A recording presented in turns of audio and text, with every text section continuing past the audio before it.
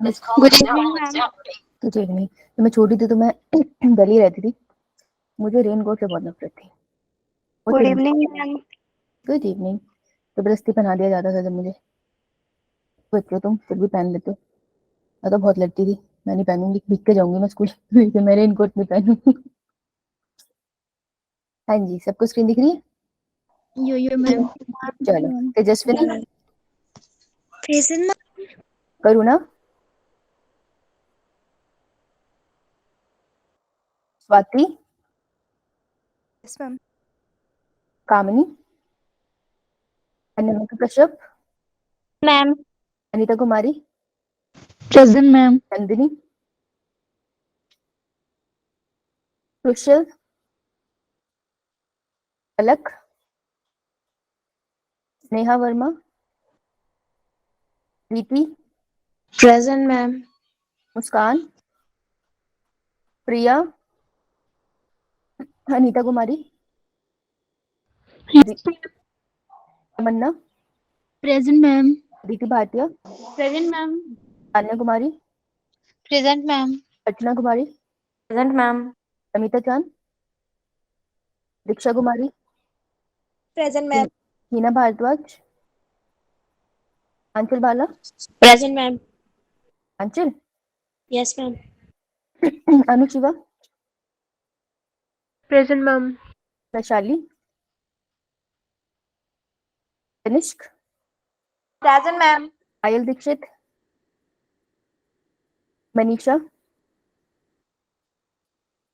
Sneha, Shivangi, Shilpi, present ma'am. Anjali, present ma'am. Meenakshi Devi, Riya, Sakshi, 28 present है। Yes ma'am. 21 भी present है। Good evening ma'am. Good evening. Okay, Preeti, present है। कोई नहीं, Preeti, Kinjal, Anamika, Gunjan, yes ma'am. Palak Dhiman, Anju, Bhavna, Divya Jyoti, Shagun Pathania, present ma'am. Shweta Kumari, present ma'am. Divyanshi,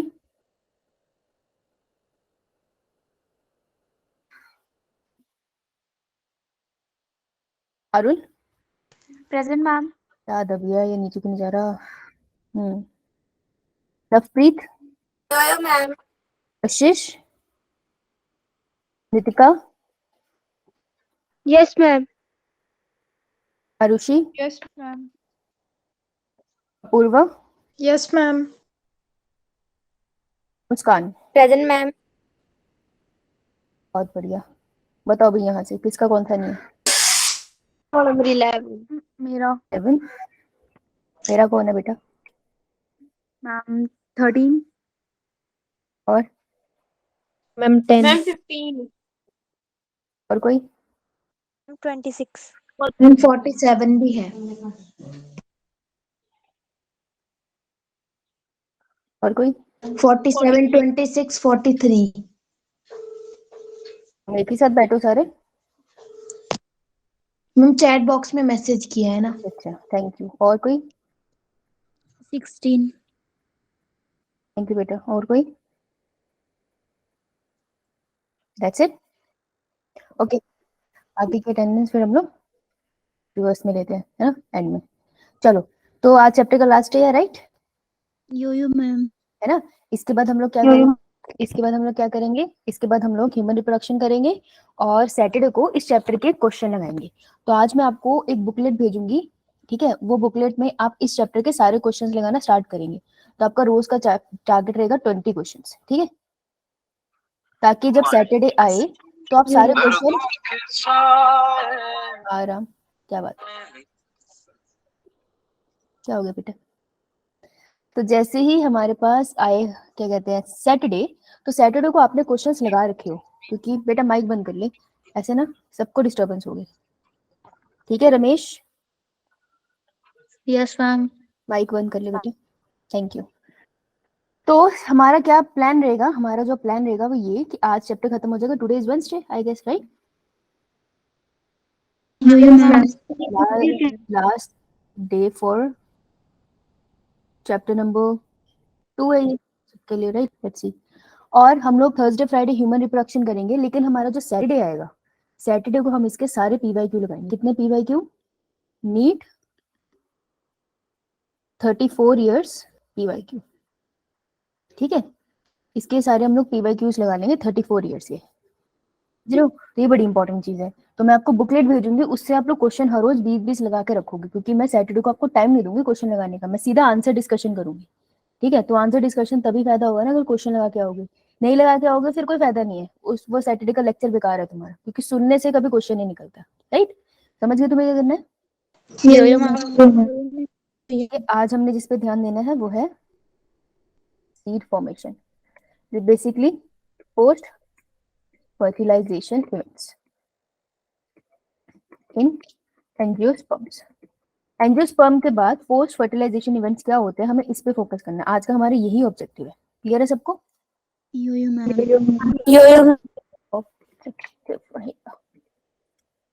हम बहुत बड़े बड़े ऑब्जेक्टिव नहीं रखते, हम छोटे छोटे रखते हैं। हम लोग छोटे छोटे रखते हैं और उसको ढंग से क्लियर करने की कोशिश करते हैं। राइट?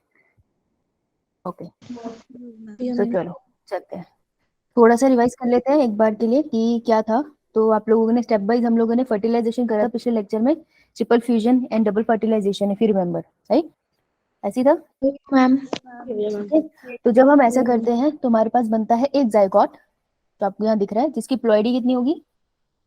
2n। और हमारे पास एक पेन बनता है, पेन स्टैंड फॉर जिसमें endosperm nucleus. I am sorry, मैंने एक चीज गलत बोल दी। वेंसडे को आज हम लास्ट चैप्टर का डे करेंगे, लेकिन थर्सडे को हम एनसीईआरटी करेंगे।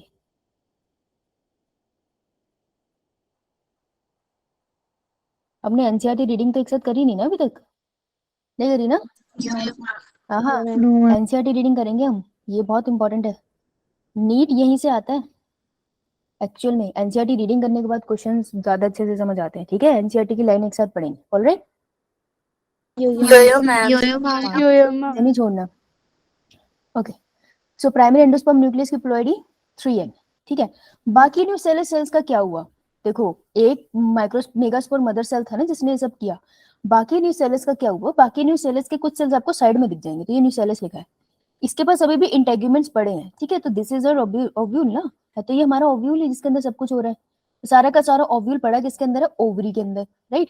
तो ये जिस स्ट्रक्चर के अंदर पड़ा है दैट इज ओवरी, इतना तो याद है सबको? जाइगोट किस डायरेक्शन में आपको मिल रहा है? माइक्रोपोलर एंड। हाँ, तो ये सब चीजें ना, जैसे आपके सामने डायग्राम होता है ना, तो नीट वाले सोचते हैं तुमको पता है, क्योंकि तुम्हें डायग्राम में दिख रहा है। तो जब भी किसी डायग्राम को पढ़ो बहुत ध्यान से पढ़ा करो। ठीक है? ध्यान से देखा करो कौन सी चीज कहाँ पर है, उसी के रिस्पेक्ट में क्वेश्चन आ जाता है। फिर वो क्वेश्चन डिफिकल्ट लगता है, क्यों? क्योंकि हमने रीड नहीं किया ना वैसे, तो डायग्राम को ध्यान से ऑब्जर्व करते हैं। ठीक है? अब देखो न्यूसेलस की क्या कहानी है। न्यूसेलस ड्यूरिंग सीड फॉर्मेशन, हम सीड बनना है, ठीक है, हमने बीज बनाना है पूरा। Nucellus starts to degenerate. अब ये जो सेल्स है न्यूसेलस की, इनका कुछ खासा काम नहीं है, ये डीजेनरेट होने स्टार्ट हो जाते हैं। हाउएवर कुछ न्यूसेलस कभी कभार रह भी जाता है मैच्योर सीड में। तो मतलब कि मैं ये कह सकती हूँ कि जो हमारा ओव्यूल है, जब वो चेंज हो रहा है किस में? सीड में, तो मैं देख रही हूँ कि जो न्यूसेलस है उसकी क्या कहानी चल रही है? न्यूसेलस चाह रहा है मेरा डीजेनरेट हो रहा है ना, यही हो रहा है। मैच्योर सीड मतलब जो प्रॉपर सीड बन गया उसको मैच्योर सीड बोलते हैं। ठीक है? लेकिन एक्सेप्शन है इसमें। एक्सेप्शन किसमें है? एक्सेप्शन कहती है कि समटाइम्स न्यूसेलस जो होता है लिटिल बिट लेफ्ट आउट, कुछ रह जाता है सीड के अंदर। तो मैच्योर सीड के अंदर भी कुछ न्यूसेलस कभी कभार रह जाता है। अब उसके एग्जांपल क्या है? पहली चीज जो लिटिल बिट न्यूसेलस रह गया है, यानी ये न्यूसेलस के सेल्स रह गए, इसका एक स्पेशल नाम है, इसको हम बुलाते हैं पेरिस्पर्म। ठीक है? इसको हम बुलाते हैं पेरिस्पर्म। और ये आपको किस में मिलता है? ये आपको मिलता है, कभी आपने चुकंदर खाया है? यो यो सबको पता है यो चुकंदर मैम। किसे कहते हैं? बीटरूट। बीटरूट। बीटरूट, ये रहा हमारा बीटरूट, दिख रहा है सबको? यो मैम। ना आयरन बहुत होता है इसमें, खून की कमी हो तो इसको मिला के पीना चाहिए, पर बहुत ज्यादा नहीं, एक्सेस में नहीं पीना चाहिए। तो आधा बीटरूट अपने सैलेड में खा लो, बहुत अच्छा होता है। तो बीटरूट है जिसके सीड के अंदर आपको पेरिस्पर्म मिलेगा। और ब्लैक पेपर, ब्लैक पेपर पता है क्या होता है? मैम काली मिर्च। हाँ, काली मिर्च का सीड तो हमें घर पे मिल जाता है, क्योंकि हम मिर्च को ही डालते हैं। तो अगर काली मिर्च घर पे है ना, इसको ऐसे बेलन से तोड़ना, इसके बीच में व्हाइट व्हाइट कलर की चीज मिलेगी, that is perisperm. Ma'am. Perisperm अपने घर में देख भी सकते हो। बीटरूट पेरिस्पर्म, क्या बोलूं मैं, सॉरी, ब्लैक पेपर बहुत अच्छा होता है। ब्लैक पेपर खून को प्योरीफाई करता है, ठीक है, तो बहुत अच्छा होता है। स्पेशली अब तो चलो गर्मियां है, लेकिन जैसे अभी थोड़ा सा ठंडा चल रहा है ना, तो पानी कोसा करके पियोगे ना, उसमें ब्लैक पेपर उबाल के उसमें पियो तो बहुत अच्छा होता है। ठीक है, तो ये दो चीजें हैं जो एग्जाम्पल आपको याद रखनी है, जिसमें आपको पेरिस्पर्म मिलेगा। नीट का डायरेक्ट क्वेश्चन है ये। तो ये स्लाइड है मेरी 4 नंबर पे, लिख लो इसको। सीधा सीधा क्वेश्चन है, इससे कुछ अलग नहीं है। अगर हमारे टॉपिक अभी जल्दी खत्म हो गया ना, तो एनसीईआरटी रीडिंग स्टार्ट कर देंगे, ठीक है? Yo ma'am. हम्म।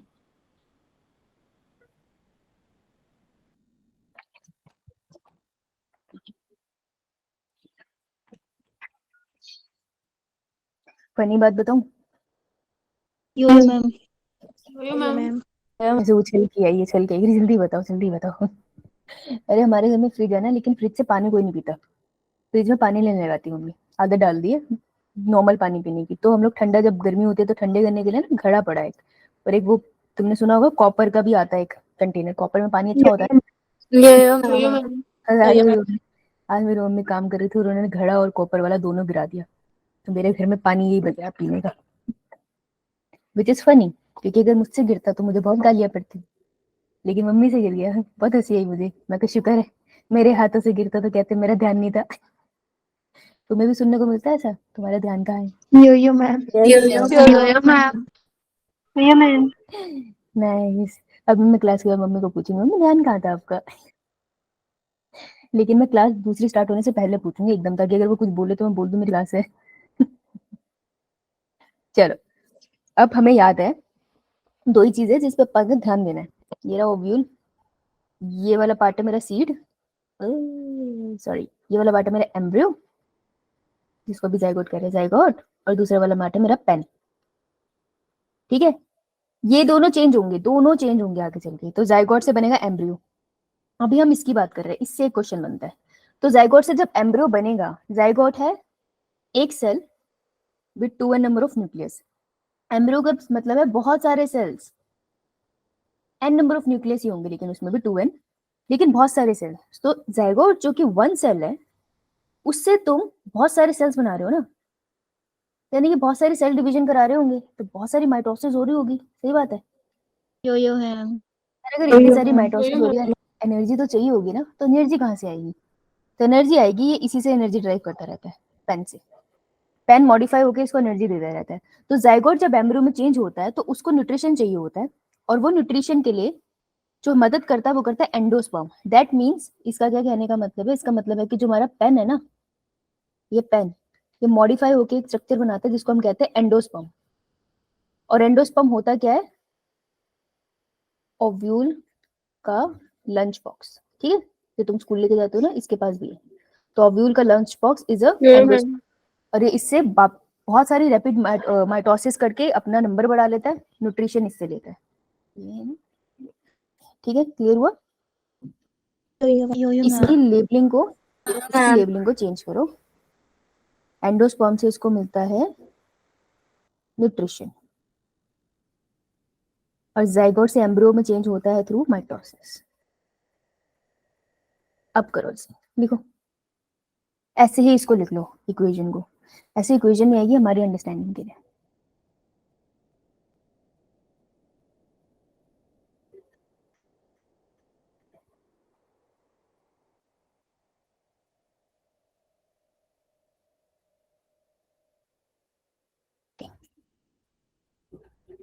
आइए जी, सब कुछ लिखा हुआ है, डायग्राम बने हुए हैं, हमें बस आराम से तसल्ली से पढ़ना है।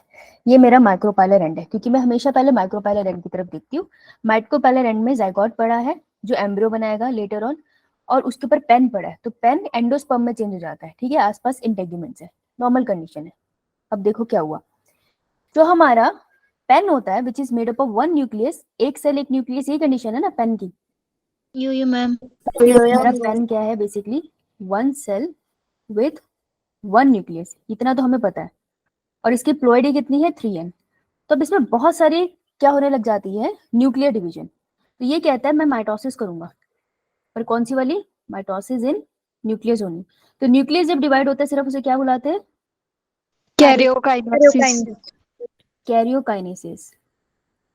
तो ये कहते हैं मैं बहुत सारी कैरियोकाइनेसिस करूंगा। तो यहाँ पे आपको एक न्यूक्लियस दिख रहा है, थोड़ी देर में आपको बहुत सारे न्यूक्लियस दिखेंगे। बेटा माइटोसिस करी है तो हर एक न्यूक्लियस के अंदर नंबर ऑफ क्रोमोसोम कितने होंगे, 3n। हाँ 3n। तो सारे के सारे सेल्स जो है वो 3n है। तो अब एक cell, one cell with many nucleus, इसको हम बुलाते हैं एंडोस्पर्म। ये होता है एंडोस्पर्म। अब मेरे को बात बताओ, अगर तुमको थोड़ा सा भी याद है कि मैंने तुम्हें एक बार कराया था कि एक सेल विद मल्टीपल न्यूक्लियस, एक और एग्जांपल था एक सेल विद मल्टीपल न्यूक्लियस। तो अगर बहुत सारे एक एक न्यूक्लियस वाले सेल साथ में मिल जाए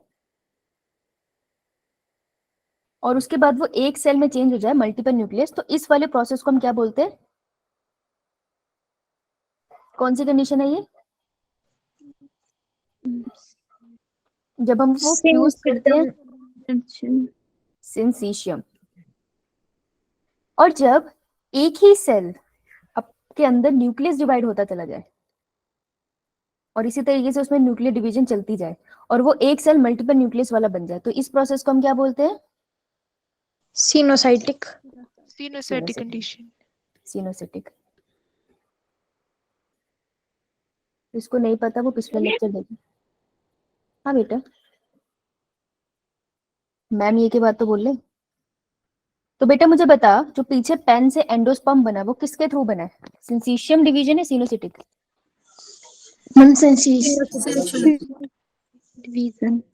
कौन सी वाली डिवीजन से पड़ा है, पिछले वाले पेन में जो एंडोस्पर्म में चेंज हुआ है उसके अंदर क्या हुआ था, एक सेल के अंदर मल्टीपल न्यूक्लियस है, कैसे बहुत सारे सेल एक साथ कंबाइन हुए, या एक ही सेल में न्यूक्लियस ने बहुत बार डिवाइड किया, एक ही सेल ने डिवाइड किया। Condition would be coenocytic coenocytic condition. हाँ राइट। सो देखो एंडोस्पर्म माइटोसिस से बनता है विद सिनोसिटिक फॉर्म, ठीक है, और ये माइटोसिस कौन सी, कैरियोकाइनेसिस में हुई है अभी। तो अब मैं इसको बोल सकती हूँ कि साइटोप्लाज्म, ये सारा लिक्विड जो अंदर है ये बेसिकली तो साइटोप्लाज्म ही है ना, तो मैं कह सकती हूँ बहुत सारे साइटोप्लाज्म में न्यूक्लियस तैर रहे हैं, सही बात है, यो मैम। ठीक है। तो जो न्यूक्लियस है एक दूसरे से फ्री है ना, उनके आसपास कोई दीवारें तो नहीं लगी है, तो हम इसको कहते हैं फ्री न्यूक्लियर एंडोस्पर्म, कि सेवरल न्यूक्लियस फ्लोट कर रहे हैं एंडोस्पर्म के अंदर विदाउट एनी सेल वॉल, तो हम इसको कहते हैं फ्री न्यूक्लियर एंडोस्पर्म। तो एंडोस्पर्म जो यहाँ पे बना है वो है फ्री न्यूक्लियर एंडोस्पर्म। सो मैं कह सकती हूँ कि, मैं पीछे आ रही हूँ, अब मैं बना रही हूँ, अब तुम्हें समझ आएगा कि जो पेन है, ठीक है, वो चेंज होगा किसमें, आराम से समझेंगे इसको। देखो ये कॉन्सेप्ट ना थोड़ा सा कंफ्यूज कर देता है, तो बड़े प्यार से समझेंगे इसे। पेन ने चेंज होना है पहले प्री न्यूक्लियर एंडोस्पर्म में, और इसके बाद इवेंचुअली पेन चेंज हो जाएगा प्री न्यूक्लियर एंडोस्पर्म से एक और स्ट्रक्चर में जो अभी हमने करा है, ठीक है। जो पेन था वो पेन था क्या एग्जैक्टली, कितने सेल है ये, वन सेल। और कितने न्यूक्लियस है, one cell. Nucleus, one nucleus, ploidy 3n सबकी, ठीक है। फ्री न्यूक्लियर एंडोस्पर्म किसके थ्रू बना है, पेन माइटोसिस, कैरियोकाइनेसिस में पेन के थ्रू। मैम। और ये कौन सी टाइप की थी, सिनोसिटिक। यही क्वेश्चन पूछेंगे वो। फ्री न्यूक्लियर एंडोस्पर्म है क्या, कितने सेल है, एक सेल। कितने न्यूक्लियस है, मैम एक। Many nucleus. बेटा जैसे मैंने एंडोस्पर्म बोला ना, एंडोस्पर्म बोला ना, तो ऐसे याद रखो बहुत सारे न्यूक्लियस है, क्योंकि जब भी हम स्पर्म की भी बात करते हैं ह्यूमन में बहुत सारे स्पर्म्स की एक साथ बात करते हैं ना, ऐसे याद रख लो, ठीक है। और हर एक यो सेल की प्लॉइडी कितनी होगी, हर एक न्यूक्लियस की प्लॉइडी 3n। माइटोसिस हुआ है ना। अब देखो, ठीक है जी, ये बन गया हमारा, तो इसको कहते हैं फ्री न्यूक्लियर एंडोस्पर्म। तो फ्री न्यूक्लियर एंडोस्पर्म हमारा फॉर्म हो गया।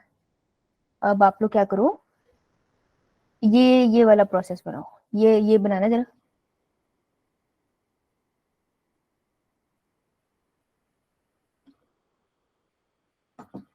मैम जो पीछे डायग्राम दिखाई वो बनाना है कि पेन वाला बनाना है? ये पहले ये बना। मैम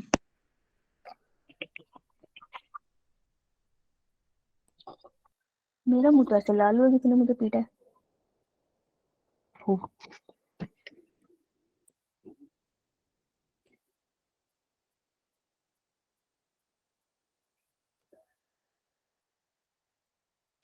ये चलो, तो मैं तुमको एक इंटरेस्टिंग बात बताऊंगी। तो बेटा अब ये डायग्राम बना, पहले ये बना, लिख मत साइड का, ये डायग्राम बना लिया। इतना साइड वाला तो तूने पीछे लिख ही लिया है, तो दोबारा दोबारा क्यों लिखेगी। एक ये डायग्राम बना, लेफ्ट साइड में और राइट साइड में जगह छोड़ियो, ऐसे एरो लगा के सेकंड डायग्राम सामने बनाएंगे, ठीक है। बना बना।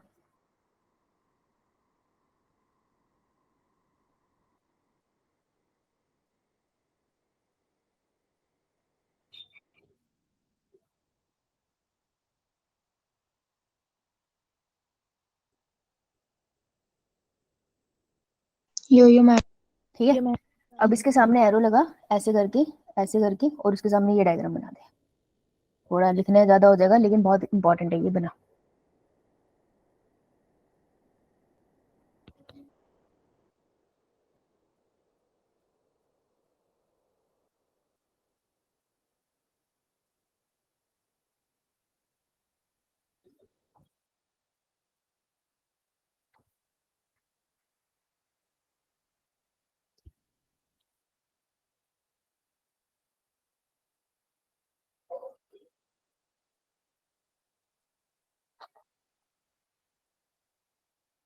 डन।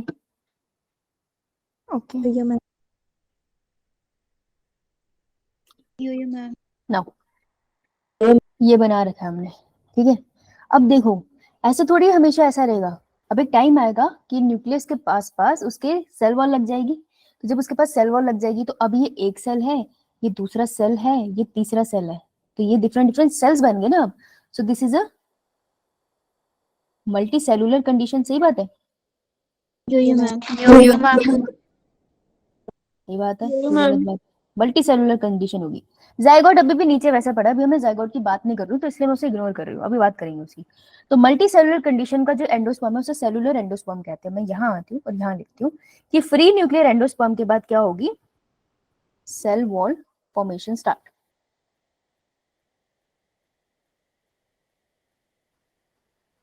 Around each nucleus. तो हर न्यूक्लियस के आसपास जब सेल वॉल बनेगी तो अब मैं इस स्ट्रक्चर के क्या बोलूंगी, कैसा वाला एंडोस्पर्म, सेलुलर। सेलुलर मतलब सेल वाला एंडोस्पर्म, ठीक है। अब ये सॉलिड हो गया थोड़ा, पहले तो बिल्कुल लिक्विड था, अब सॉलिड हो गया। तो एंटी सेलुलर एंडोस्पर्म में आपको कितने सेल दिखते हैं, मैनी सेल्स प्लस कितने न्यूक्लियस, मैनी न्यूक्लियस। और हर न्यूक्लियस की प्लॉइडी कितनी होगी, 3n। हाँ, वेरी गुड। अब ये लिख लो, क्लियर है ना। यो मैम। तो बेटा जो कोकोनट होता है ना, जब कोकोनट का पानी हम पीते हैं, तो कोकोनट का पानी जो पीते हैं हम, that is free nuclear endosperm. हम वो जो कोकोनट में पानी होता है ना, उसने अपनी सीड की ग्रोथ के लिए रखा होता है, उसने अपने जाइगोट को एम्ब्रियो बना के पूरा सीड बनाना होता है, उसने इसलिए रखा होता है। तो कोकोनट का पानी जो हम पीते हैं वो फ्री न्यूक्लियर एंडोस्पर्म होता है, ठीक है। लिक्विड फॉर्म में एंडोस्पर्म होता है उसका मतलब, उसके हर एक सेल में 3n नंबर ऑफ क्रोमोसोम होंगे और हर एक सेल के अंदर बहुत सारे न्यूक्लियस तैर रहे हैं। तो ओवरऑल एक सेल था जिसके अंदर बहुत सारे न्यूक्लियस तैर रहे थे, that is a free nuclear endosperm. और सेलुलर एंडोस्पर्म क्या होता है, जब तुम कोकोनट को छोड़ दो, उसका पानी ना पियो, तो धीरे धीरे वो गरी में चेंज नहीं हो जाता। यो मैम। तो कुछ कुछ कहते हैं ना कि कुछ कुछ कोकोनट में, जिस कोकोनट में गरी होती है ना, उस कोकोनट में पानी कम होता है, जिस कोकोनट में बिल्कुल गरी नहीं है उसमें पानी ज्यादा है। तो ऐसा क्यों है, क्योंकि पानी ही है उसका, जो कोकोनट वाटर है वही अल्टीमेटली अपने आसपास सेल वॉल बना के सेलुलर फॉर्म में चेंज होता है, तो वो एंडोस्पर्म ही होता है। तो हम या तो खाते हैं या हम लोग पीते हैं, ठीक है। तो इसलिए जिस गरी में बहुत ज्यादा पानी होता है उसमें कभी कोकोनट वो नहीं होता, आपको मलाई कम मिलेगी, तो कुछ नहीं करना होता, कोकोनट को पकड़ के ऐसे दबा, ऐसे क्या कहते हैं उसको, नॉक करना होता है, जिसमें आपको गूंजने की आवाज आती है, इसका मतलब उसमें पानी ज्यादा है। जिसमें कम गूंजने की आवाज आती है मतलब सेलुलर एंडोस्पर्म बन गया, तो वहां पे गूंजने की आवाज नहीं आएगी, तुम्हें पता चल जाएगा। तो कभी साउथ में जाओ ना, उनको उनको पूछो, वो पूछते हैं गरी वाला पानी चाहिए नारियल या पानी वाला चाहिए, तुम उनको कुछ भी बोलो तो बिना खोले कैसे चेक करते हैं, वो ऐसे हिट करते हैं उनके ऊपर, जिससे आवाज ज्यादा आती है, वो फ्री न्यूक्लियर एंडोस्पर्म वाला होता है। क्लियर है? Yo ma'am. अब वो ये नहीं पूछेंगे कि तुम चेक कैसे करोगे, लेकिन वो ये पूछ लेंगे कि एंडोस्पर्म जो हम पीते हैं वो क्या है। कोकोनट में फ्री न्यूक्लियर एंडोस्पर्म हम पीते हैं और सेलुलर एंडोस्पर्म गरी हम खाते हैं, और छोड़ दोगे तो वो बिल्कुल सड़ जाएगा और वो अल्टीमेटली अपना सीड में चेंज हो जाएगा।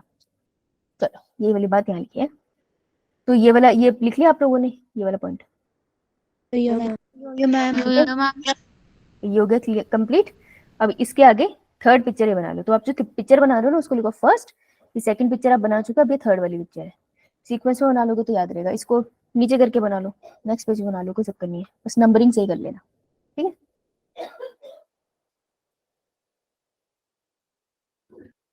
इसको यहाँ लिख देती हूँ, these are individual cells, okay.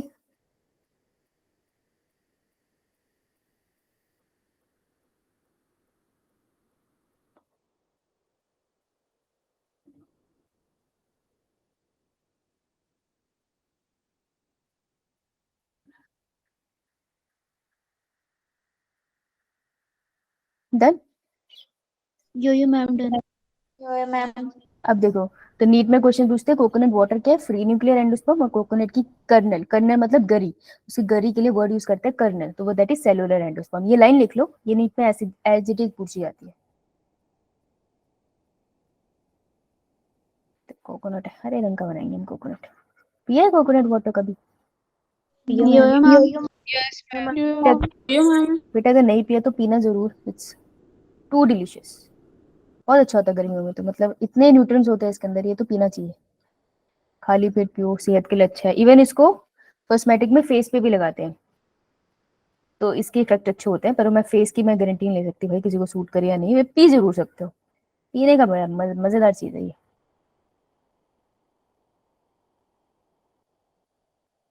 जब मैं हैदराबाद जाती हूँ तो हम कोकोनट हर रोज एक तो पीते ही हैं, तो इतनी गर्मी होती है।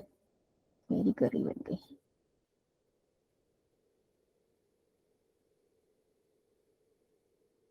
चलो डन। Yo ma'am. आइए अब देखो, ऊपर खाना तैयार है, जब खाना तैयार हो रहा है वहां पे लास्ट स्टेज में पहुंच गए, एंडोस्पर्म की स्टेज में आ गए, तब नीचे जाइगोट में माइटोसिस स्टार्ट हो जाएगी। So as a zygote develop further the endosperm will serve as a source of nutrition, इसलिए मैंने कहा था एंडोस्पर्म क्या है, उसका खाना। तो एंडोस्पर्म जैसे बना है, फ्री न्यूक्लियर एंडोस्पर्म भी बना, तो नीचे माइटोसिस स्टार्ट हो जाएगी, ठीक है। अब जो जाइगोट है वो फर्दर डेवलप होना स्टार्ट होगा, ठीक है। तो आपको इसके बीच में एक लाइन आ रही है कि मैच्योर सीड दो टाइप के होते हैं, तो पहले ये वाला पॉइंट करना, ये पॉइंट लिखो, फिर उसके बाद मैं तुम्हें बात बताती हूँ इंटरेस्टिंग वाली। समझ में आ रहा है क्या हो रहा है यहाँ पे? यो।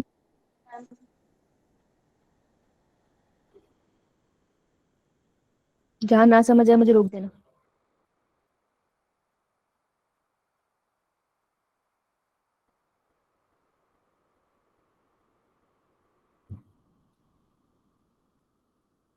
ना, तो जो मेच्योर सीड होगा वो दो कंडीशन हो सकती है, एक हो सकता है एल्ब्यूमिनस और एक नॉन एल्ब्यूमिनस। ये एंडोस्पर्म के रिस्पेक्ट में आपको बात बता रहे हैं कि देखो, मैंने बोला पेन है, पेन से बनेगा फ्री न्यूक्लियर एंडोस्पर्म और उसके बाद बनेगा मेरा सेलुलर एंडोस्पर्म, ठीक है। अल्टीमेटली सीड फॉर्मेशन हो जाएगी, सीड फॉर्मेशन तो पूरे ओव्यूल की हो रही है ना, यानी कि तुमको उसमें एम्ब्रियो भी मिलेगा और उसके अंदर तुमको थोड़ा सा उसका फूड भी मिल सकता है, और मे बी एब्सेंट हो। तो ये कह रहे हैं कि जब सीड बनता है, सीड बनता है, हम आगे बनाएंगे, अभी सीड बनाया नहीं है, कह रहे हैं अगर सीड बनता है तो इस एंडोस्पर्म का क्या होता है, कंप्लीटली यूज हो जाता है सीड बनाने के टाइम पे या फिर नहीं।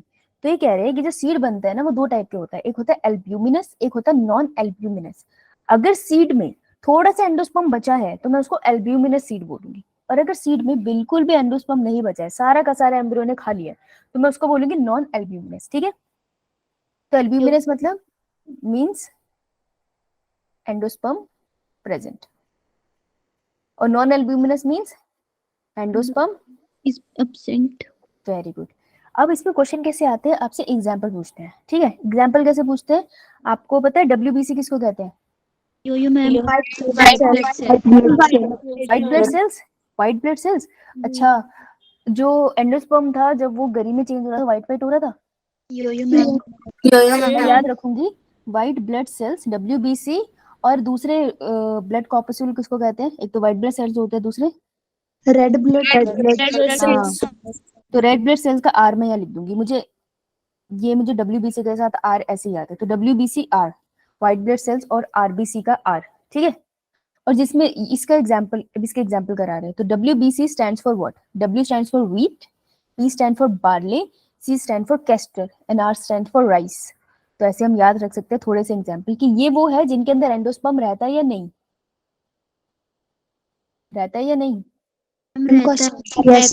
रहता है। ओके, तो इनके एल्ब्यूमिनस सीड्स होते हैं।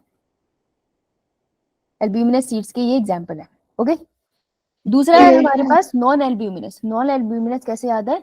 जहाँ पे कोई एंडोस्पर्म नहीं रहता, तो PG stands for paying guest. तो जहाँ पेइंग गेस्ट रहते हैं वहाँ पे कभी फैमिलीज नहीं रहती, वहाँ पे सिर्फ आप रेंट लेके बैचलर रहते हो, जब जैसे आप प्रिपरेशन कर रहे हो एग्जाम्स की या फिर जॉब कर रहे हो, ठीक है। तो PG से हमें क्या याद रखना है? P और ग्राउंडनट। P बोले तो हमारे मटर, और ग्राउंडनट बोले तो मूंगफली। तो देखो ना, दोनों चीजें छिल के अंदर से दाने निकलते हैं, तो वो वाले सीड्स है जिनमें अंदर कोई भी एंडोस्पर्म नहीं होता। इनके अपने ऑयल्स होते हैं लेकिन एंडोस्पर्म नहीं होता है इनके अंदर। तो याद हो जाएगा।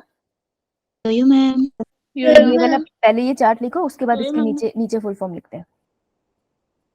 ये लिख लेते हैं, wheat, barley, castor, rice tester, rice,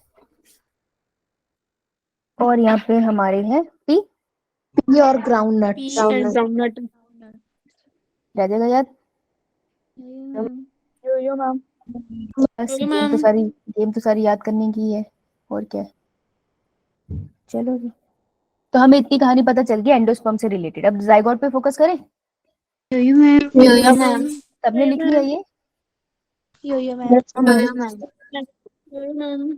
बेटा कोई बच्चा रहता तो हाथ खड़ा कर दो। अब हम जाइगोट जा रहे हैं। मोनू रहता है बेटा, ये लिख रहा है, ये लिख रही है ना? लिख ले जल्दी लिख। फाइनली हम एम्ब्रियो की तरफ जा रहे हैं, तभी तुम्हारा सीड बनेगा। देखो सीड जो होता है उसमें जाइगोट नहीं होता, उसमें जाइगोट थोड़ा सा डेवलप होता है, तब जाके हम उसको सीड बोलते हैं, तभी सीड बनना रहता है। मोनू बेटा हो जाए तो, और क्या हो गया, शाबाश। अब आओ जाइगोट पे। तो बेटा ऊपर की तरफ एंडोस्पर्म भरा है अभी, ये लिक्विड फॉर्म में भी हो सकता है, कुछ हो सकता है सेलुलर में चेंज हो रहे हैं, ठीक है, इन बिटवीन सम भी हो सकता है, पर मेरे को इस पे फोकस नहीं करना ना, इसलिए मैं तुमको नीचे लेके जा रही हूँ। तो जो जाइगोट है, अब जाइगोट में क्या होती है? माइटोसिस, ठीक है। तो अभी तक मैंने देखा, अभी तक मुझे क्या समझ में आया? मुझे ये समझ में आया कि सो फार हमने क्या देखा, the endosperm has been form, है ना।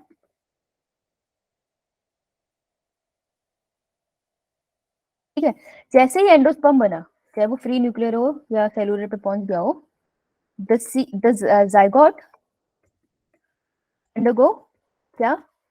Mitosis. ठीक है, let's focus on this.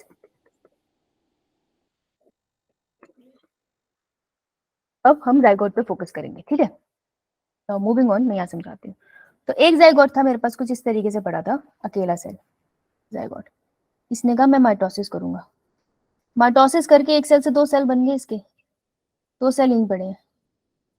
In sales के नाम अलग है, और ये बात इंपॉर्टेंट है। नंबर ऑफ क्रोमोसोम इसके न्यूक्लियस में 2n है, और इसमें कितने?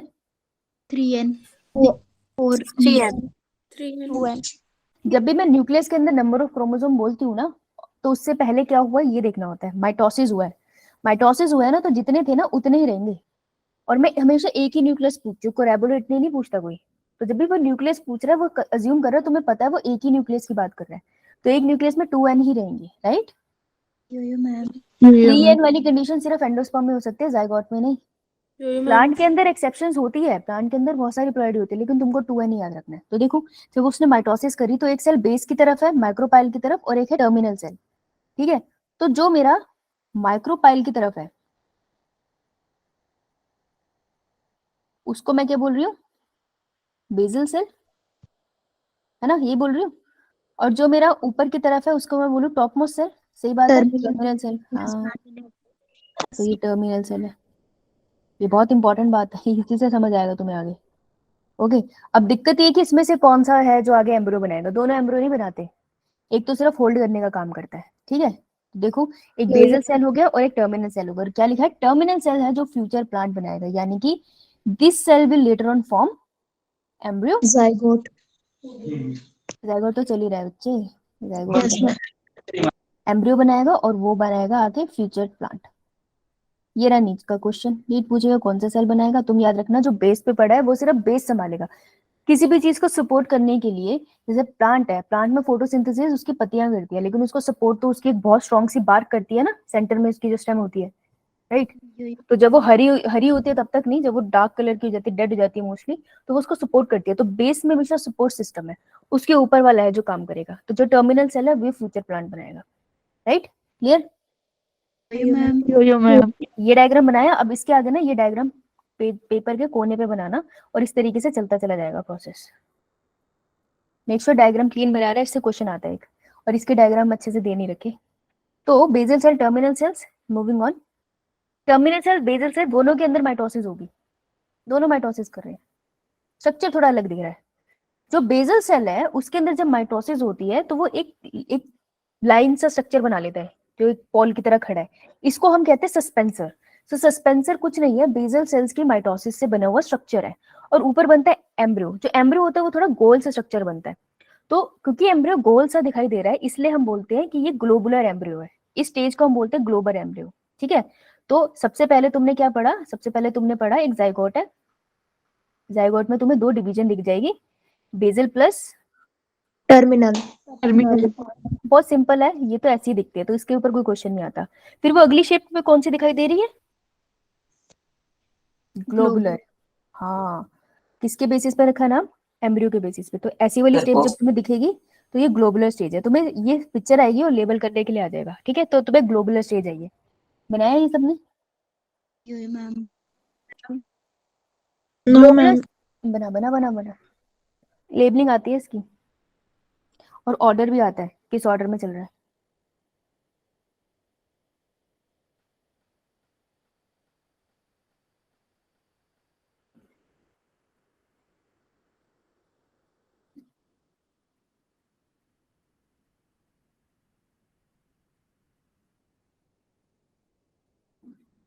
डन। मैम।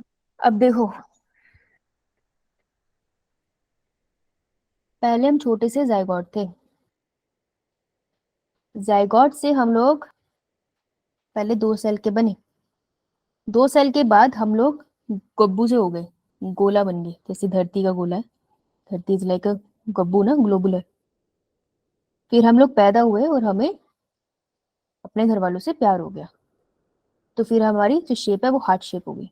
तो ग्लोबुलर के बाद जो सीड में आपको शेप, ये सब कुछ सीड के अंदर हो रहा है, तो सीड के अंदर आपको जो शेप दिखाई देती है that would be heart shape. नीचे सस्पेंसर वैसे का वैसा रहता है, ऊपर एम्ब्रियो चेंज हो रहा है, so this is a heart shape. Okay,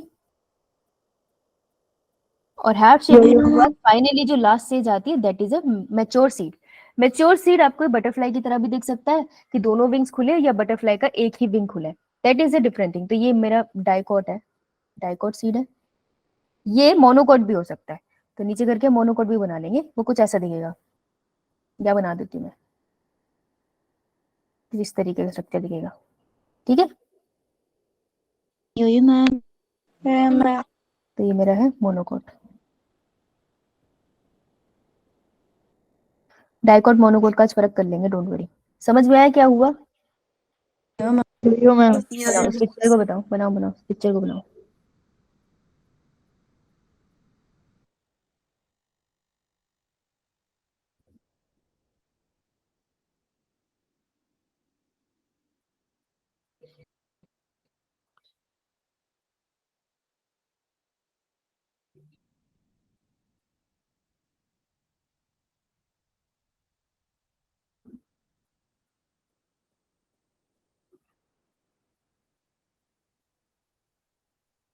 Monu हो गया? अब देखो,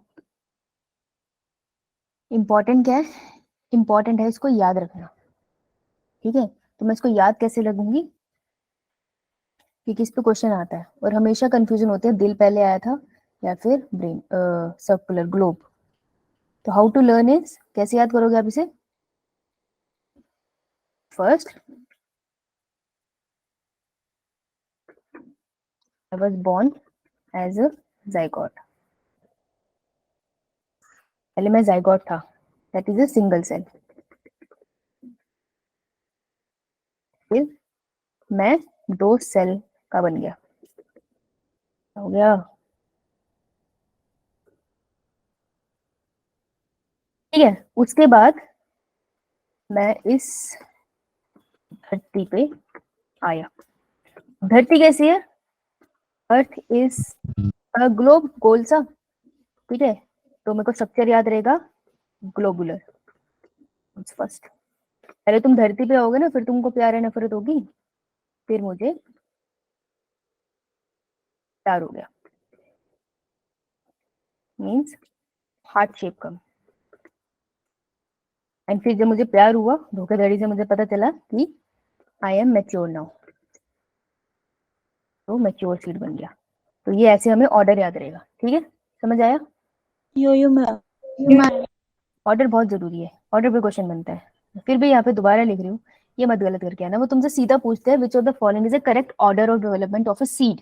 तो मैं तुम्हें सीड डेवलपमेंट का ऑर्डर बता रही हूँ एज इट इज। 4 नंबर का क्वेश्चन, सीधा सीधा ही। पहले जाइगोट, जाइगोट के बाद क्या आएगा? 2 2 सेल स्टेज आएगी। एक सेल को क्या बुलाऊं? बेसल्स और टर्मिनल। बेसल एंड टर्मिनल, ठीक है? उसके बाद क्या आएगा? फिर ग्लोबुलर, ग्लोब। क्योंकि पहले ग्लोब आया था। फिर हार्ट हाँ शेप, हार्ट शेप में हार्ट ऐसे बनाऊंगी। फिर मैच्योर, ये जो डेवलपमेंट ऑफ सीड हो रही है ना, मैं बात कर रही हूँ जाइगोट लेवल पे, एंडोस्पर्म की बात नहीं कर रही। एंडोस्पर्म की अपनी कहानी चल रही थी, ठीक है? तो जब तक मैच्योर सीड चलेगा, हो सकता है एंडोस्पर्म रहे। तो अगर एंडोस्पर्म रहेगा तो उस सीड को मैं क्या बुलाऊंगी? एल्ब्यूमिनस। और अगर मैच्योर सीड में एंडोस्पर्म नहीं रहेगा तो मैं उसको क्या बुलाऊंगी? Non albuminous. हाँ, ये तुम बोल क्या रही हो? Okay, L albuminous. A L is just L, albuminous, albuminous. Okay, yes ma'am. Pronunciation थोड़ी ठीक बोलो, वहां लिख लो, ऐसे ही लिख लो, albuminous, albuminous and non albuminous. Okay, break कर लेते हैं वर्ड को जब उसकी प्रोनाउंसिएशन तंग करती है। फ्लो में बोलते तो हाँ खराब हो जाती है, मैं एग्री करती हूँ इस बात से, मेरे को भी नहीं पता चलता। चलो लिख लिए ये वाली बात, ये लिख लो भाई। बस हो गया सीड फॉर्मेशन। अब तो मुझे 2 तरीके के सीड बताने हैं तुम्हें। आइए देखो, ये जब सब कुछ नीचे हो रहा था, इस सब के लिए एनर्जी कहाँ से आ रही थी? एंडोस्पर्म से एनर्जी आ रही थी, ठीक है? तो जब एंडोस्पर्म से एनर्जी आ रही थी और ये सारे सेल डिवाइड हो रहे थे, तो ये जो सेल थे, ये जो डिवाइड हुए, ये सारे के सारे सेल है कहाँ पर एक्चुअली? एक्चुअल में ना, जिसने बेबी बनाना है, ये है वो cells, cell that will form plant. ये है जिस सेल ने प्लांट बनाना है। तो ये बाकी के सेल्स क्या है आसपास? बाकी के जो सेल्स है ना आसपास, ये ना इसको न्यूट्रिशन देंगे, क्योंकि एंडोस्पर्म अब तक ना खत्म हो जाता है। एंडोस्पर्म तो खत्म हो गया, लेकिन ये जो बीच वाले सेल्स है अभी भी, तो अब जो सीड है तुम मिट्टी में डालते हो तो वो ग्रो करता है। मिट्टी में डाल के तुमने ग्रो कर दिया सारा, जब सीड बन गया तो सीड के अंदर एंडोस्पर्म तो मोस्टली रहता नहीं है। तो जिसके अंदर एंडोस्पर्म रहा नहीं, वो सीड कैसे ग्रो कर गया? उसके अंदर से प्लांट कैसे निकल गया? प्लांट में भी तो माइटोसिस हुई होगी ना सेल्स की। तो जो सीड होता है ना, उसके पास अपने खाने के डब्बे होते हैं। तो देखो, जब तक सीड नहीं बना है, ओव्यूल के अंदर जो खाने का डब्बा है उसको हम बुलाते हैं एंडोस्पर्म। ये सबसे बड़ी कंफ्यूजन है जो होती है, इसको हम यहाँ पे क्लियर कर लेते हैं कि इन ओव्यूल, और you can see in the embryo sac also. Embryo sac के अंदर सारी कहानी होगी थी ना, यो मैम एंडोस्पर्म जो होता है, endosperm is food box for growing zygote. ठीक है, जब हमारे पास बन गया सीड, सो सीड में क्या होता है, इन seed cotyledons are the food box, are food box. That means कि जब जाइगोट डेवलप हो रहा था ना, ये सारे प्रोसेसेस हो रहे थे, तो इसने एंडोस्पर्म से सारा खाना खाया नहीं, कुछ खाना इसने साथ साथ में स्टोर कर लिया। मतलब कि it's like if I am zygote, ठीक है, तो मेरे से अभी डिवीजन हो रही है मेरे अंदर और मैं मैच्योर सीड बनने वाला हूँ। तो जब मुझ में डिवीजन होती चली जा रही है ना, तो मैं एंडोस्पर्म से खाना ले रही हूँ, तो मैंने उससे 2 बुरकी ली, एक मैंने खाई, एक मैंने साइड में रख ली, एक मैंने खाई, एक मैंने साइड में रख ली। तो जो साइड में मैंने खाना रख लिया ना स्टोर करके, उसको बुलाते हैं कॉटिलिडेंस। समझ आया? यो क्लियर हुआ सबको? मैम ये वाली लाइन लिखो जरा, क्योंकि मुझे ऐसा लगता है कि एंडोस्पर्म और कॉटिलिडन में बड़ी कंफ्यूजन होती है। मुझे तो होती थी, तुम्हारा मेरे को पता नहीं, होती है क्या तुम्हें भी? नहीं, इंटेलिजेंट हो है। चलो अच्छी बात है, नहीं होती तो। मुझे तो बहुत होती थी, मुझे तो नहीं समझ आता था एंडोस्पर्म है तो कॉटिलिडन क्यों है, और कॉटिलिडन कहाँ से आया। आप देखो, यही बातें यहाँ बोल रहे हैं। खाने का डब्बा जो सीड्स के अंदर होता है उसको कॉटिलिडन कहते हैं। तो फिर कॉटिलिडन 2 टाइप की क्यों होते हैं? हम बोलते हैं ना, कुछ प्लांट होते हैं मोनोकोट्स और कुछ प्लांट होते हैं डाइकोट्स। तो फिर उनमें क्या फर्क है? बहुत बहुत बहुत सारे फर्क है। बेसिक से सबसे सिंपल फर्क है, monocots are the plants in which क्या हो गया, their seed have one खाने का डब्बा। और सीड के अंदर खाने के डब्बे को क्या बुलाते हैं? कॉटिलिडन। कॉटिलिडन और कॉटिलिडॉन कुछ भी कहते हैं, कॉटिलिडन भी कह सकते हो। और डाइकोट क्या है? Dicots are the ones with are the plants in which their seed have two food boxes known as cotyledons. So इसलिए हम उन्हें मोनोकोट डाइकोट्स कह देते हैं। ठीक है, यो मैम यही है मेन, और कुछ भी नहीं है यार। अब यहाँ पे 2 कोटिलिडन है तो उनको तुम बटरफ्लाई ओपन फ्लाइंग वाली बना दो, और जहाँ पे एक है वहां पे बटरफ्लाई को तुम ऐसे बना दो। जिसने प्लांट बनाना है, कॉटिलिडन्स नहीं बनाएंगे प्लांट, सेंटर में ये सेल्स पड़े, यही बनाएंगे प्लांट। क्लियर है ना सबको? बस इतना सही है, बना लो। अब मैं तुमको थोड़ा सा डिस्क्रिप्शन बता देती हूँ, एक डाइकॉट का सीड और मोनोकॉट का सीड अंदर से कैसा दिखता है। इसके बाद तुम्हें कुछ करना भी नहीं है, यहीं पे चैप्टर खत्म हो जाता है। कल एनसीईआरटी पढ़ के आना, नहीं तो तुमको बहुत दिक्कत हो जाएगी। मैं एकदम से पढ़ाऊंगी ना, तो मैं तो पढ़ा दूंगी, लेकिन फिर तुम पढ़ोगे तुम्हें डाउट आएगा। तुम पढ़ के आओगे ना, तुम्हारे पास डाउट्स होंगे, तुमने अंडरलाइन कर रखे होंगे, जब मैं पढ़ाऊंगी तुम्हारे डाउट साथ साथ क्लियर हो जाएंगे। इसलिए एनसीईआरटी पढ़ के आना, जिसको है कि यार उसको कुछ अच्छा करना है। देखो, जो सिर्फ टाइम पास के लिए आ रहा है, फिर उस बच्चे का मैं कुछ नहीं कर सकती, मैं फोर्स तो कर नहीं सकती, मेरी नेचर ही नहीं है। तो अगर तुम कुछ करना चाहते हो तो पढ़ के आ जाना, मैं मदद कर दूंगी। नहीं करना चाहते तो मैं कुछ नहीं कर पाऊंगी, राइट? तो तुम्हारे हाथ में ही है तुम्हारा भविष्य। चलो चले आगे। यो मैम ये देखो, क्या ये डाइकोट या मोनोकोट सीड? मैम डाइकोट ये सारे के सारे कॉटिलिडन से, ठीक है, 1 and 2। 1 and 2 मेरे पास कॉटिलिडन है। सेंटर में जो सेल्स है ना, इनको हम कहते हैं एम्ब्रियोनिक एक्सिस। एम्ब्रियोनिक एक्सिस क्या है? Area where cells are present, ऐसे सेल्स प्रेजेंट है दैट विल फॉर्म, क्या बनाएंगे ये? New plant. अरे वेरी गुड, रूट शूट यहीं से निकलेगी। ठीक है, अब इस एक्सिस में ना इन्होंने कुछ नाम डिवाइड कर दिया कि कहाँ से रूट निकलेगी, कहाँ से शूट निकलेगी। सीड है, कभी भी एक नींबू का बीज निकाल के देखना, तुम्हें पता है कि ऐसा, अगर मैं नींबू का बीज सीधा डाल दूं या फिर नींबू का बीज मैं टेढ़ा करके उसको डाल दूं, तो रूट्स कहाँ से निकलेगी? जो एरिया नीचे है, ऐसा नहीं है, सीड के अंदर फिक्स है रूट्स कहाँ से निकलेगी, रूट वहीं से निकलेगी। तो अगर ऐसे डालूं वैसे डालूं कहीं से भी डालूं, रूट ने जहां से निकलना है वो वहीं से निकलेगी। तो इन रीजन्स के नाम है। तो ये जो एम्ब्रियोनिक एक्सिस है ना, ध्यान से सुन लो बाद में लिख लेना, ये जो एम्ब्रियोनिक एक्सिस है उसमें एक रीजन होता है जिसे हम ऐसे ना छोटे छोटे पीक्स बने होते हैं। देखो ध्यान से सुन लो, बाद में लिख लेना, लिखने के लिए मैं तुम्हें फुल टाइम देती हूँ।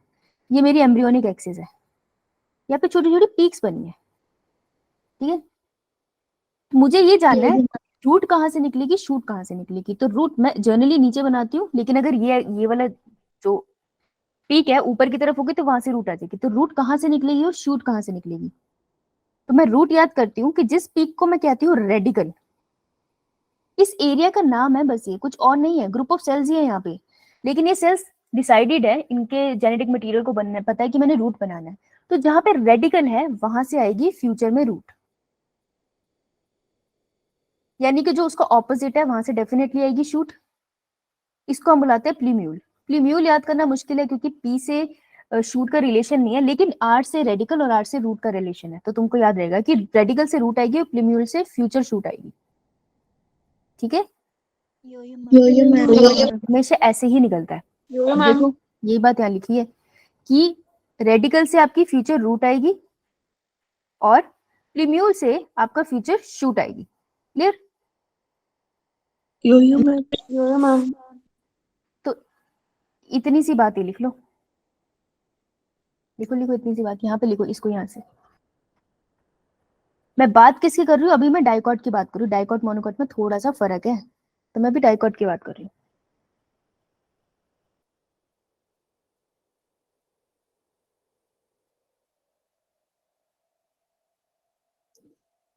क्लियर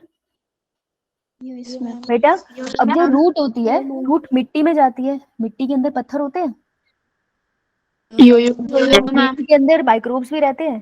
तो यार बहुत बहुत नॉर्मल है कि रूट जा रही है पत्थर से टकरा के, ऐसे उसको चोट लग जाए, हो सकता है ना, पॉसिबिलिटी तो है, पॉसिबिलिटी तो है, राइट। तो पत्थर से जाके रूट टकरा जाएगी तो रूट तो टूट जाएगी, खराब हो जाएगी। तो कैमरा क्यों बंद हो रहा है अपने आप।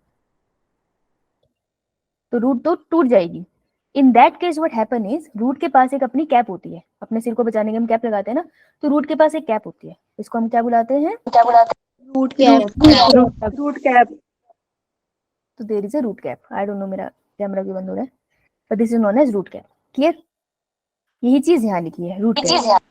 अब तुमको छोटी सी बात करना है, क्या कि कॉटिलिडन वो वाला पार्ट जो रेडिकल को जन्म देता है, तो रेडिकल के बिल्कुल ऊपर जो पार्ट है उसे हम बोलते हैं हाइपोकोटाइल, और प्लीम्यूल के जो नीचे पड़ा है वो एपिकोटाइल, ठीक है। तो this is an hypocotyl, this is an epicotyl. इस वर्ड्स को ऐसे याद कर लेना, तुमसे ना सीक्वेंस पूछ लेते हैं। Epicotyl is a region found near plumule और रेडिकल।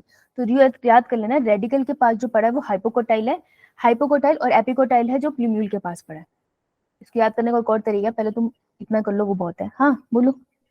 इनका क्या काम होता है, मतलब एपिकोटाइल वगैरह का। ये ना रीजन्स लिखे हुए हैं कि अगर मैं एम्ब्रियोनिक एसिड खोल दूं तो मैं हर रीजन को डिवाइड कर देती हूँ। करता कुछ नहीं है, एपिकोटाइल के पास के सेल्स प्लीम्यूल बनाते हैं और प्लीम्यूल फिर शूट बनाता है। तो प्लीम्यूल के बिल्कुल पीछे वाले रीजन को इन्होंने नाम दे रखा है बस। Yes ma'am. लिखो ये, सीक्वेंसिंग मत भूलना, डायग्राम लेबलिंग के लिए आएगा टेस्ट में भी, इस संडे टेस्ट में चैप्टर आएगा।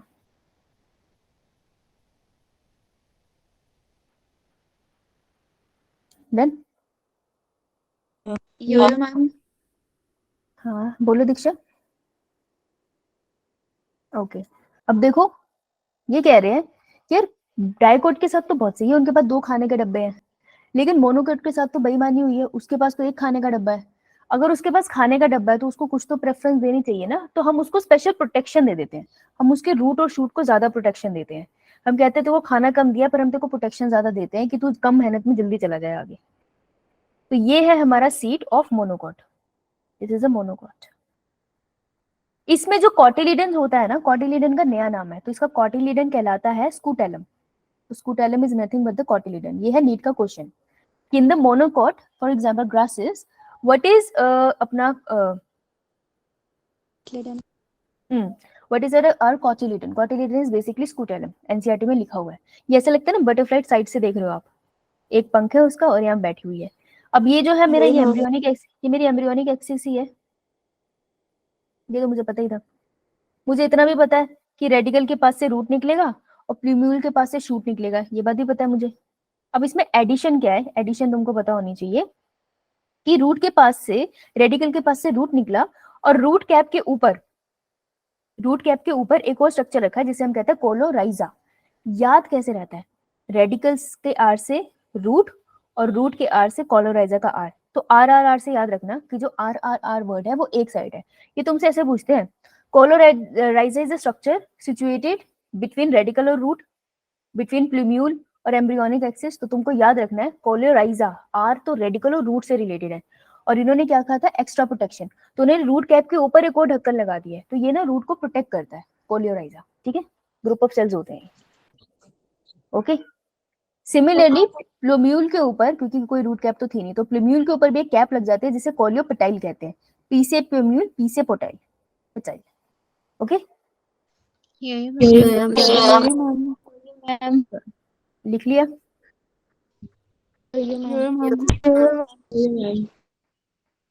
बस इतना सा था, ये हमारा बन गया अंदर का स्ट्रक्चर। ये मेरा पूरा का पूरा एम्ब्रियो बन गया, सेंटर में उसके कॉटिलिडन्स है, ठीक है। ये ओव्यूल है जो सीड में चेंज हो रहा है, ठीक है। अब जो ओव्यूल्स के कोट्स थे दैट इज इंटेग्यूमेंट्स, ओव्यूल के पास इंटेग्यूमेंट्स है ना, वो सीड के कोट बना देते हैं। मैं लिख देती हूँ ओव्यूल के इंटेग्यूमेंट्स जो उसके आसपास थे, और माइक्रोपाइलर एंड पे एंड नहीं है, तो ये जो इंटेग्यूमेंट्स है वो उसके कोट बनाते हैं। और बाहर जो ओवरी होती है, तो वॉल जो ओवरी की होती है वो हमारा पेरिकाप बनाता है। चलो पेरिकाप मैं फिर समझा दूंगी, कोई ना, वॉल इतना लिख लो। हाँ, वॉल ऑफ ए फ्रूट। तो ओव्यूल जो सीड बना रहा है हमें, उसके जो सीड कोट्स हैं, बेसिकली इंटेग्यूमेंट्स है, वो सीड कोट बनाते हैं। ओके, और ये हमारा अभी माइक्रोपाइलर एंड है, अभी भी खुला है एरिया जहां पर सीड कोट नहीं होगा। तो पूरे सीड में सीड कोट होता है, लेकिन हमेशा एक सीड में छोटा सा छेद होता है, तो कभी सीड कोट आके देखना, बहुत ध्यान से देखना, वैसे मुश्किल है देखना, लेकिन माइक्रोस्कोप के अंदर दिख जाएगा, बहुत छोटा सा छेद होता है, that is a micropylar and.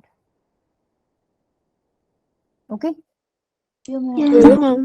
चलो अब ट्रू फ्रूट्स और फॉल्स फ्रूट मैं तुम्हें कल के लेक्चर में कराऊंगी। किसी को कोई डाउट है तो बताओ। नो अटेंडेंस कर लेते हैं, करूँ ना? प्रेजेंट मैम, हम लास्ट क्लास में प्रेजेंट थी। अनामिका, कामिनी,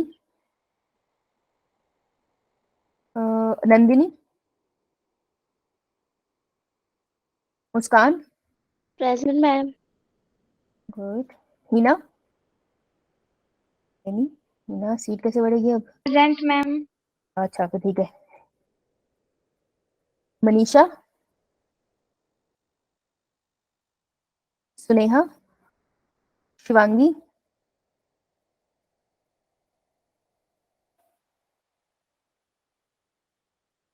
Meenakshi, yes ma'am. Preeti, yes ma'am. Pinjal, Anamika, yes ma'am.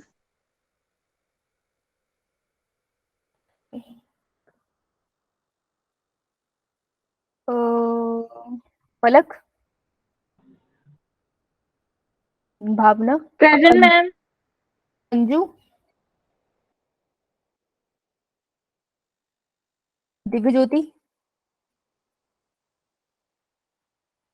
कशिश, प्रेजेंट मैम।